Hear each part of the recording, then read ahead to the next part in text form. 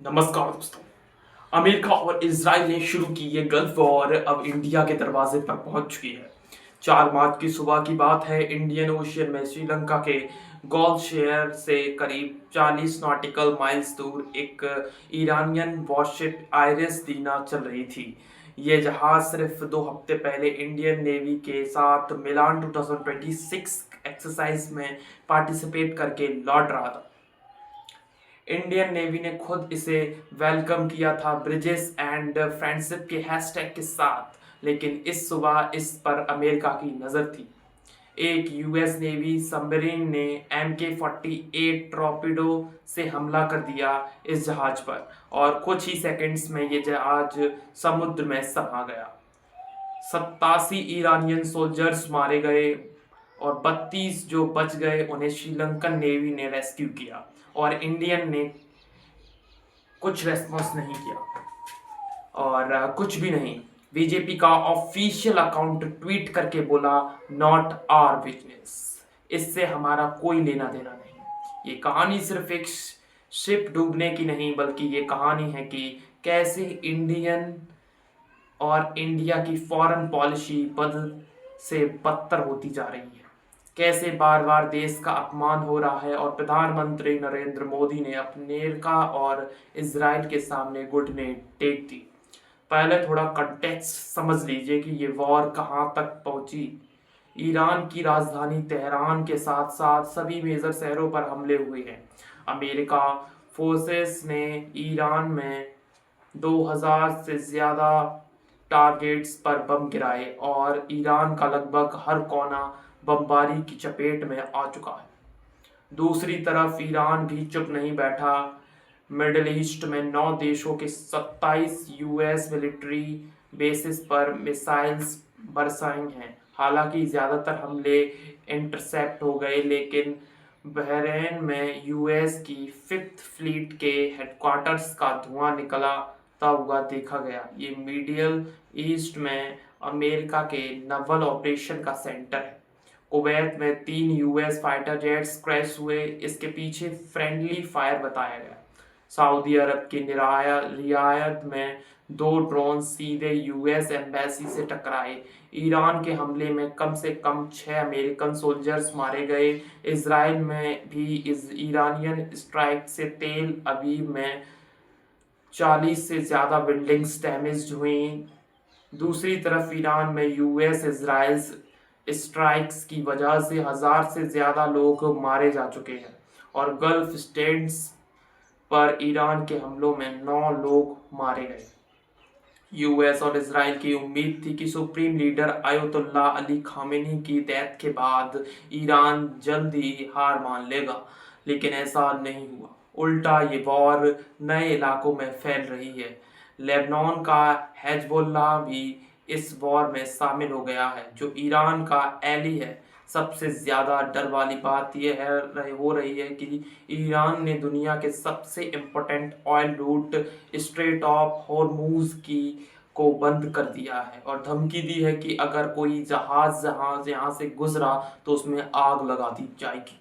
दुनिया का total oil consumption का 20% ऑयल स्ट्रेट ऑफ हॉर्मूज से गुजरता है और ये बात इंडिया के लिए बहुत बड़ा नाइटमेयर है।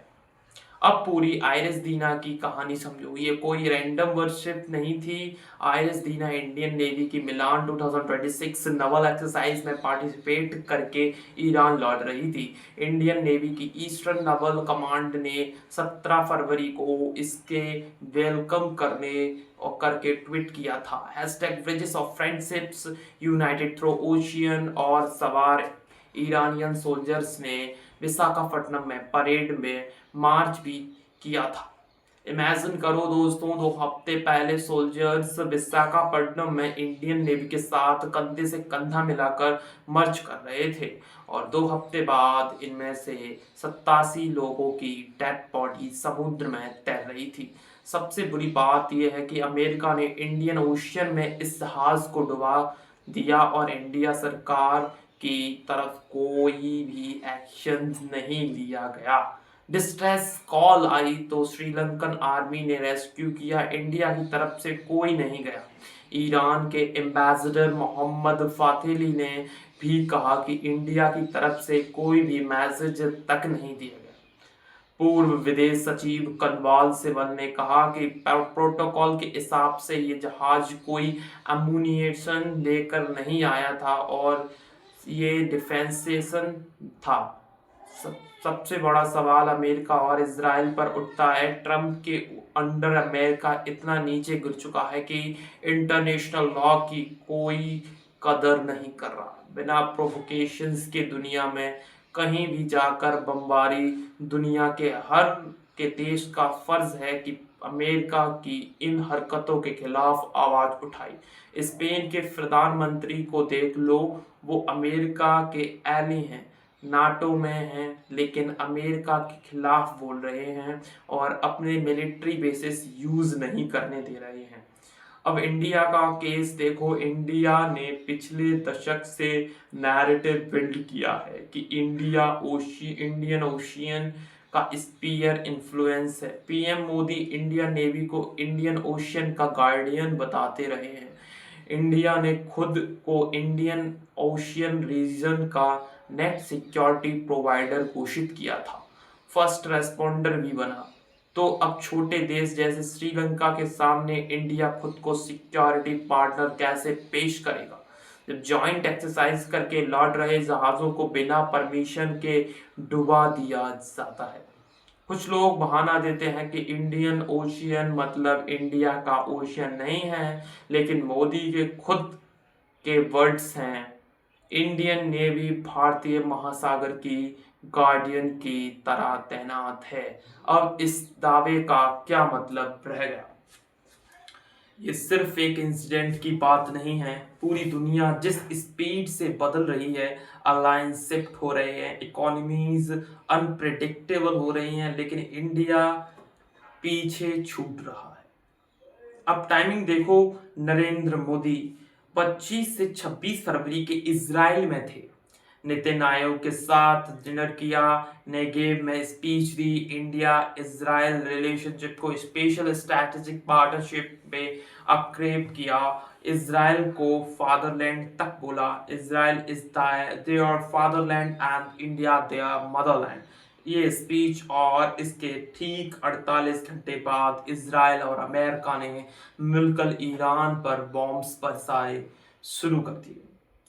इजरायली ऑफिशियल्स ने रिटर्न्स को बताया कि अटैक हफ्तों पहले प्लान्ड था, लेकिन ऑपरेशन अपॉर्चुनिटी तब मिली जब पीएम मोदी लेफ्ट। सवाल है, इस मीटिंग के बाद क्या हुआ? क्योंकि उसके बाद इतने वन साइडेड हो गए इजराइल की तरफ से नरेंद्र मोदी। जब ईरान ने गल्फ कंट्रीज पर स्ट्राइक की तो मोदी ने ट्विटर पर स्ट्रांगली कंडेम्ड किया, लेकिन जब अमेरिका इजराइल ने ईरान पर स्ट्राइक की, जहां 100 गुना ज्यादा लोग मारे गए, स्कूल्स में बच्चे मारे गए, उसके लीडर्स को मार दिया गया, मोदी गवर्नमेंट ने कुछ नहीं कहा। उल्टा नेतन्याहू ने मोदी को पब्लिकली थैंक किया for standing with Israel.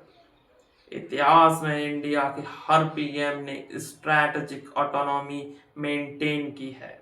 Indira Gandhi ने सोवियत यूनियन के अफगानिस्तानी इन्वेशन को अप्रिशिएट नहीं किया। अटल बिहारी वाजपेयी ने 2003 में अमेरिका के इराक इन्वेशन को पार्लियामेंट में कंडेम किया और ट्रूप्स भेजने से मना कर दिया। मनमोहन सिंह ने 2011 में लिबिया इन्वेशंस पर यूएन में वेस्टर्न कंट्रीज को कंडेम किया। इंडिया का स्टैंड हमेशा बैलेंस्ड और मोरल रहा है, लेकिन अब मोदी ने इस मोरालिटी को डस्टबिन में डाल दिया है। अब हेडलाइंस देखो, Modi silence on Iran lost Indians voice in middle east. America में एंकर कह रहे हैं कि इजराइल इंडिया का ब्लड चूसना चाहता है और मोदी ने घुटने टेक दिए। मोदी सरकार चाहती तो बेसिक बैलेंस स्टेटमेंट्स दे सकती थी, इंटरनेशनल लॉज और सोवरिटीज रेस्पेक्ट हो, दोनों तरफ अटैक्स कंडेम्ड, लेकिन ऐसा कुछ नहीं। ट्रंप ने बार बार कहा इंडिया पाकिस्तान वॉर उन्होंने रुकवाई है।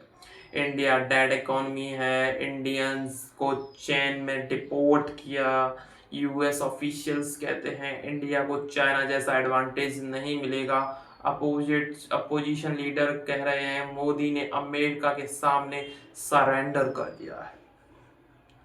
कुछ कहते हैं इसके पीछे अडानी का करप्शन केस है। अमेरिका में ट्रंप ब्लैकमेल कर रहे हैं। Now what is this? अब ऑयल की बात जो आपकी जेब पर डायरेक्ट असर डालेगी। रशिया से ऑयल इंपोर्ट ट्रंप ने के कहने पर रोक दिया। अब स्ट्रेट ऑफ हॉर्मुज बंद हो गया तो मिडल ईस्ट से 55% ऑयल इंपोर्ट हैवीली इंपैक्ट होगा। इंडिया के पास चाइना जैसी स्ट्रैटेजिक ऑयल रिजर्व नहीं है। पहले 74 दिन का रिजर्व बताया गया, अब 25 दिन का। अमेरिका ने स्टेटमेंट दिया है कि उन्होंने इंडिया को परमिशन दी है रशिया से ऑयल खरीदने की 30 दिन के लिए। इतनी शर्मनाक बात, सोवरेन कंट्री को ऑयल खरीदने के लिए अमेरिका से परमिशन लेनी पड़ रही है। यूएस ट्रेजरी सेक्रेटरी ने कहा शॉर्ट टर्म्स मेजर है, एंटिसिपेट करते हैं इंडिया ज्यादा अमेरिका ऑयल खरीदेगा। एलपीजी सिलेंडर का प्राइस 60 रुपए बढ़ गया है। वॉर का असर अब दिख रहा है। आगे क्या होगा? अमेरिका को उम्मीद थी खामेनी के डेथ के बाद सिविल रिवॉल्यूशन होगा, लेकिन रेजिम कंट्रोल में है। नेक्स्ट सुप्रीम लीडर चुनने की तैयारी है। अमेरिका सीआईए के थेरोरेवल कुर्दिश ग्रुप से बात कर रहा है। वेपन्स देने का प्लान है अपराइजिंग के लिए। ये वही प्लेबुक है जो ईरान, इराक और सीरिया में यूज किया, जहां आईएसआईएस जैसा जन्म हुआ। अगर ईरान में सिविल वॉर हुआ तो पूरी दुनिया प्रभावित होगी। वॉर खत्म होने का कोई साइन नहीं। सुपर पावर ने डेमोक्रेसी लाने की कोशिश भी की तो डिस्ट्रक्शंस हैं। कीमत आम लोग चुकाते हैं। Iran, Israel, gulf countries, India, America सब। अमेरिका में सीनेट हायरिंग में मिलिट्री वेटरन ने कहा इजराइल की लड़ाई लड़ना बंद करो, लेकिन उसे बाहर निकाल दिया। अगर आपको ये वीडियो पसंद आया हो तो लाइक शेयर करो। इंडिया की फॉरेन पॉलिसी का ये क्रैश अचानक नहीं हुआ, स्लो मोशन क्रैश है जो सालों से चल रहा है। उसकी टाइमलाइन मैंने एक और वीडियो में डिटेल में समझाई है, वहां क्लिक करके आप वो भी वीडियो देख सकते हैं। धन्यवाद, मिलते हैं अगली वीडियो में, तब तक लीजिए जय।